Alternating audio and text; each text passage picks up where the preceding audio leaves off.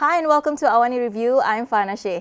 Now, as the world has been made increasingly aware of the threats of climate change and other severe environmental problems, some have found ways to live more sustainably through food.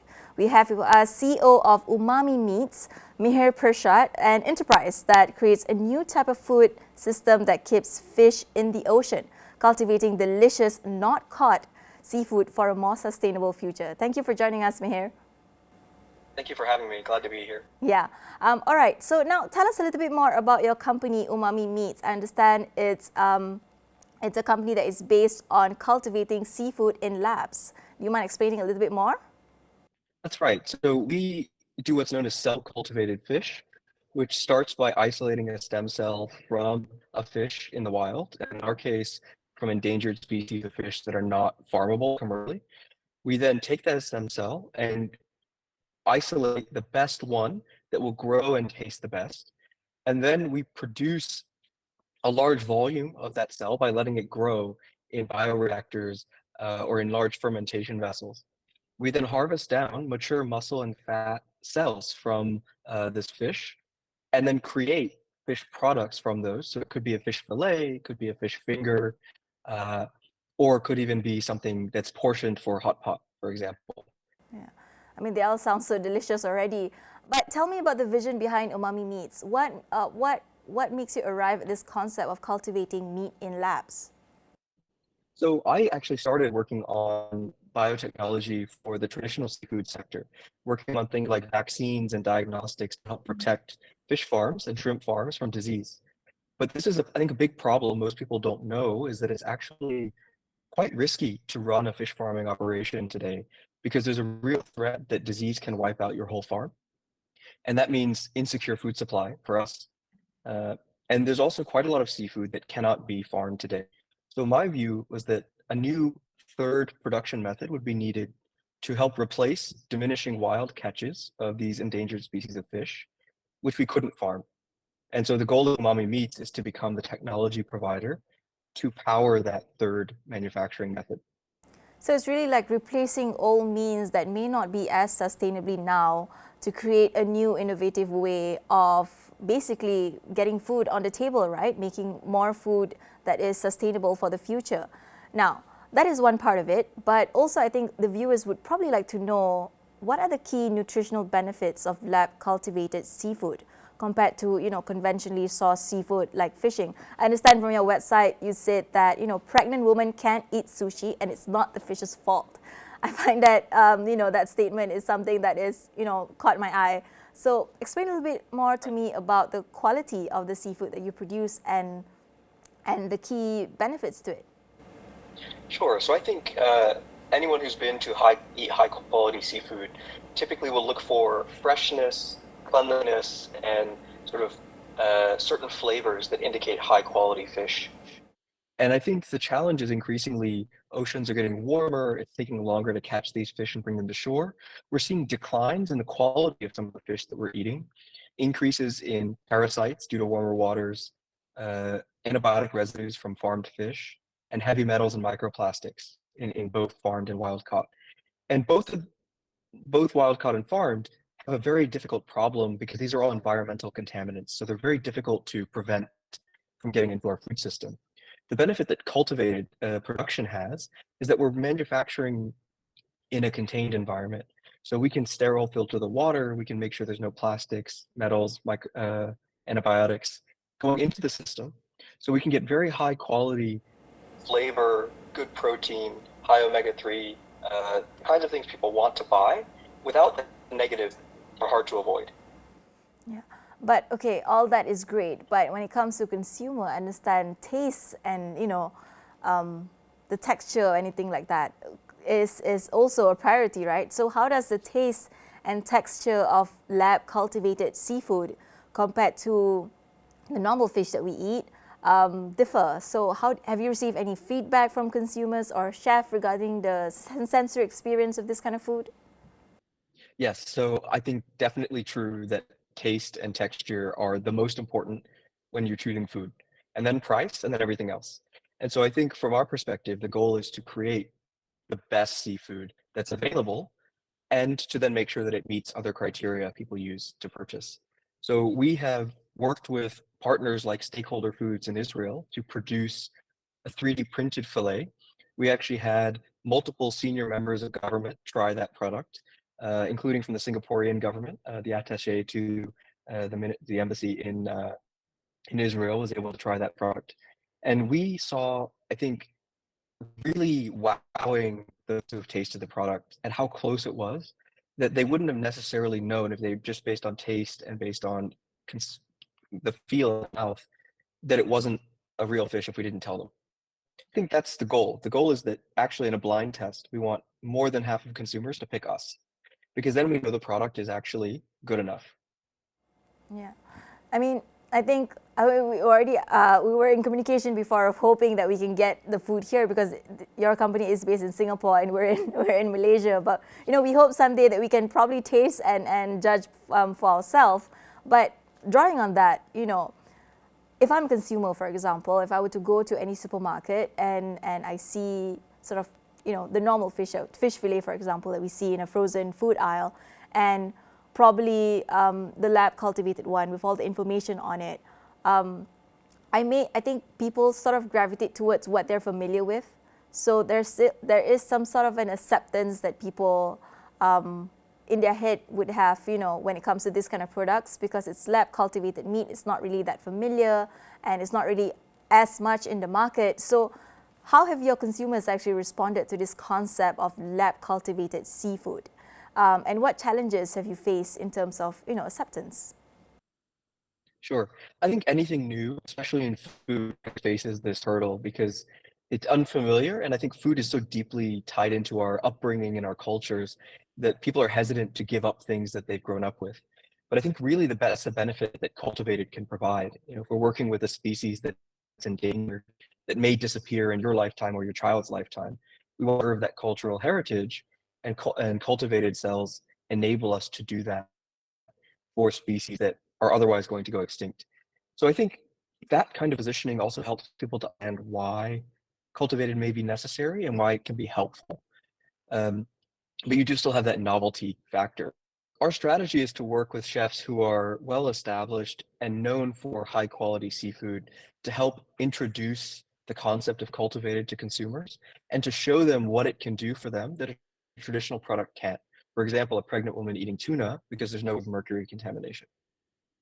Yeah, I think if your slogan or your promotional item says, pregnant women can now eat sushi, I think that would work really well, I think.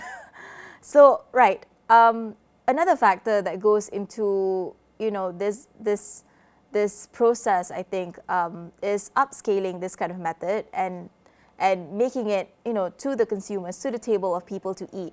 So there must be some sort of cost, because the way you define the process just now, there has to be a lot of steps into it. There has to be a lot of quality assurance to it, safety regulations to it. So there has to be, if you don't mind me asking, costs that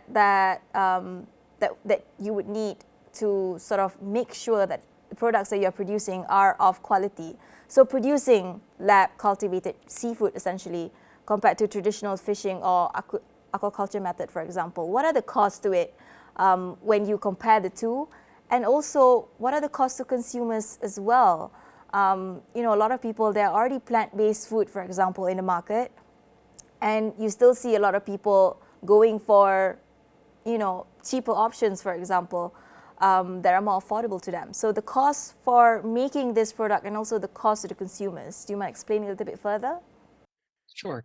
And I think definitely this is one of the challenges of any new technology, and we face these same sort of roadmap ahead of how you get first small scale, and then once you prove that you can reach consumers, you have the right product, you can start to go to much larger production scale and bring the cost down even further.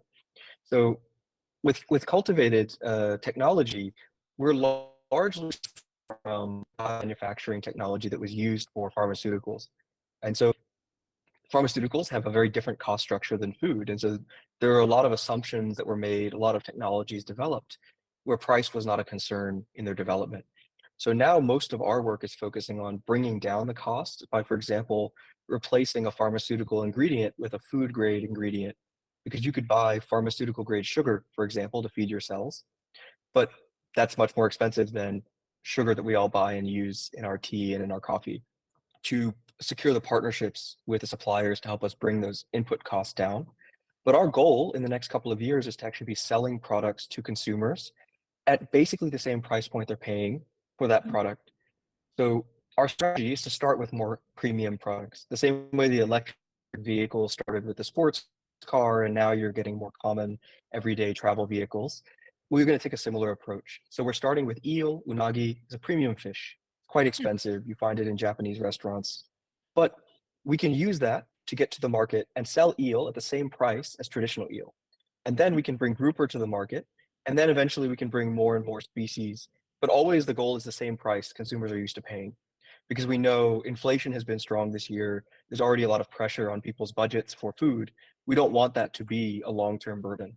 But it's inevitable in a new technology that cost is not equivalent from day one. It takes some time to get to the scale needed to make that happen. Yeah, I think it's definitely a progress or a gradual progress that you need to take when it comes to introducing new technologies and also incorporating it not just cost wise, but like you said just now, acceptance of people to actually uptake this kind of product, and as well as being able for them to say hey, invest on this because this is a healthier version of what I'm used to, for example. So there's that. We will dive more into this after this break.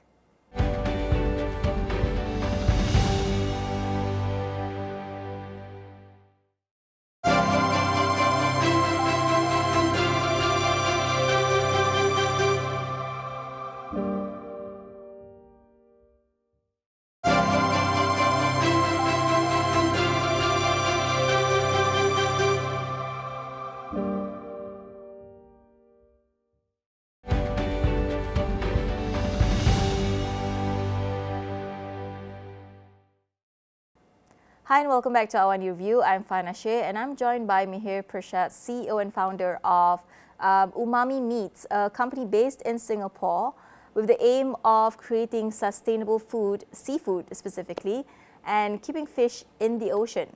Right, now talking about keeping fish in the ocean, we talked about just now the quality and the taste and the texture of the food, and its acceptance when it comes to market and all that. But now let's talk about the other side of it, which is the sustainable part of it. Now, Mihir, I would like to know, ensuring the sustainability of your lab-cultivated seafood, are there any specific environmental benefits associated with the cultivation process? Yes, so I think the fundamental science that we do is feeding a cell directly instead of having to feed an animal and keep it alive. So from a purely sort of energy in to energy out perspective, that's a more efficient process overall in the long run than raising an animal on a farm. And certainly the carbon footprint we've projected will be lower and can go lower over time as the energy grid becomes more renewable and as we have less and less sort of dirty sources of energy in our manufacturing spaces. Beyond carbon footprint, which I think is really important for production, we also look at transportation, because actually a lot of seafood is caught in the deep oceans, deep frozen, shipped back to port, and then processed into fillets, and then shipped to the final consumer. So it travels quite a long way, and a lot of that is done via air freight so that you get fresh seafood, right? Seafood is one of the few things where we want it a day after it's been caught or the same day. And so we can put these production facilities close to where the consumers are. We can put them outside of KL, we can put them outside of Seoul, and that enables much shorter supply chain, which means fresher, but also much shorter, much lower emissions. The other thing that we don't talk about a lot is really about biodiversity preservation, right? So when we talk about sustainability of the oceans, 94% of all the fisheries are considered fully or overfished by the United Nations. And that number has been steadily increasing year over year. And we're seeing almost 100 species of edible fish now listed as endangered or threatened. So increasing trend toward overfishing until there's no fish left in the ocean. And it may seem like it's very difficult for humans to have that level of impact on the planet, but we're seeing it happen in real time. And I think making sure that we have functioning ocean ecosystems and thriving ocean ecosystems is going to be important, not just for having fish, but also because the oceans produce quite a lot of our oxygen, are really important to a stable climate on the planet. And we don't want to mess with systems that we don't understand, because if we break them, it's very hard to make sure we can continue to live on the planet.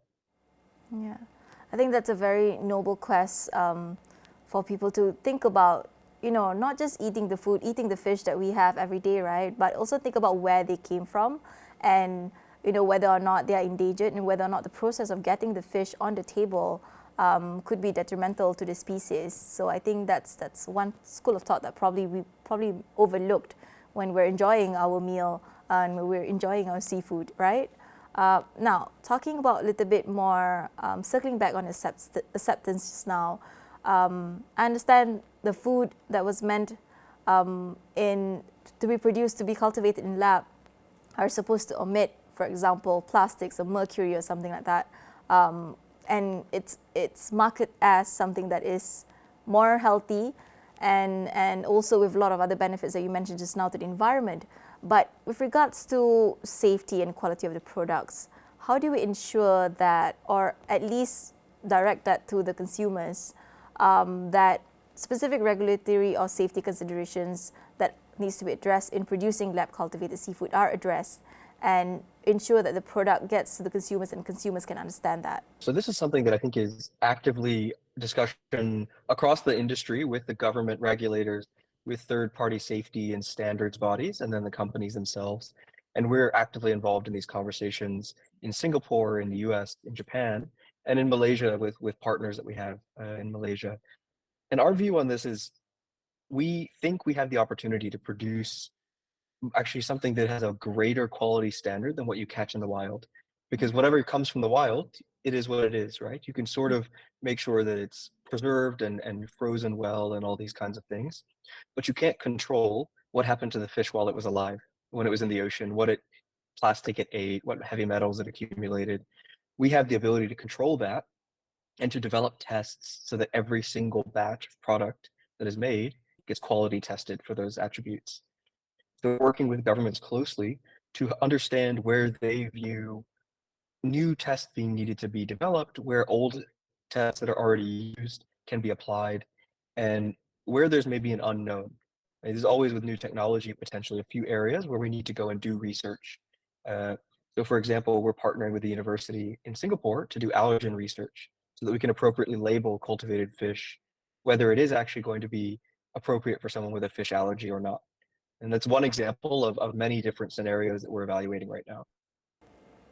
Yeah, I think to me it's like it's almost surreal that you can get fish or a food product that is not injected with something, that is not that is supposed to be, when it says fresh, it's purely fresh and not containing, like you said, allergens just now. I think it's almost impossible to do that, and yet you are here talking to me about producing this quality fish that I can eat, that would not make me sick or would not, would I can get the guarantee that it's fresh and it's healthy and it can it is of quality that hopefully someday we can all consume and can all get on board.